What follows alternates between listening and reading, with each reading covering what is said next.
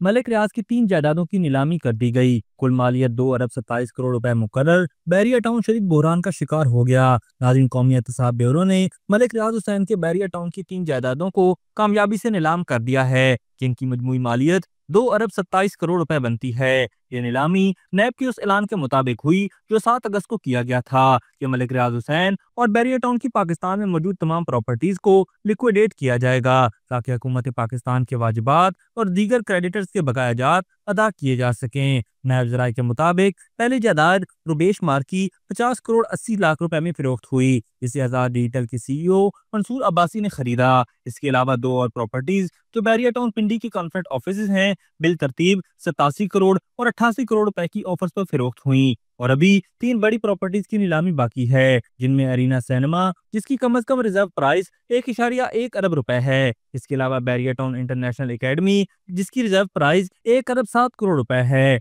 और Bairiya town safari club, जिसकी reserve price 1 अरब 20 करोड़ रुपए है, शामिल हैं। ये तमाम प्रॉपर्टीज बैरिया टाउन रावलपिंडी में वाक़या हैं। नाज़रीन, ये अमल उस प्ली बार्गेन का हिस्सा है जो मलिक रियाज के दामाद जैन मलिक ने नैब के साथ किया था, लेकिन मुकर्ररा अदायगी न होने के बायस अब जायदादों को फरोख्त किया जा रहा है। वाज़ेह रहे कि मलिक रियाज हुसैन इस वक्त मफरूर हैं और दुबई में मुकीम हैं, जहां उन्होंने बैरिया टाउन दुबई का आगाज भी किया है। उनके खिलाफ मुतादिद रेफरेंसेस दायर हो चुके हैं और 190 मिलियन पाउंड अलकादे ट्रस्ट केस में उनके बारे में गिरफ्तारी भी जारी हो चुके हैं। अपने हालिया ट्वीट में मलिक रियाज ने अंदिया दिया कि माली बहरान की वजह से वो बैरिया टाउन के ऑपरेशन बंद कर सकते हैं, क्योंकि वो मुलाजमीन की तनख्वाहें अदा करने के काबिल नहीं रहे। इस ऐलान ने बैरिया टाउन के इन्वेस्टर्स और रिहायशियों को शदीद गैर यकीनी का शिकार कर दिया है। रियल एस्टेट माहिरीन के मुताबिक इस वक्त बैरिया टाउन में खरीदो फरोख्त का अमल तकरीबन रुक चुका है और प्रॉपर्टी डीलर्स किसी भी नए प्रोजेक्ट में दिलचस्पी नहीं ले रहे। जराए बताते हैं कि मार्केट में बैरिया टाउन के प्रोजेक्ट्स को हाई रिस्क समझा जा रहा है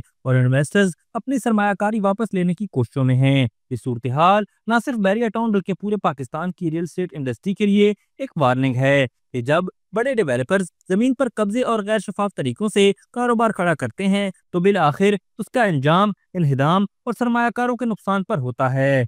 अभी तक के लिए सिर्फ इतना ही। मजीद दिलचस्प और ताज़ा तरीन खबरों से आगाह रहने के लिए हमारे चैनल इस्लामाबाद इंसाइडर को सब्सक्राइब करना मत भूलिए। और अगर हमारी ये वीडियो आपको अच्छी लगी है तो इसे लाइक कर दें और अपनी कीमती राय का इजहार नीचे दिए गए कमेंट सेक्शन में जरूर करें।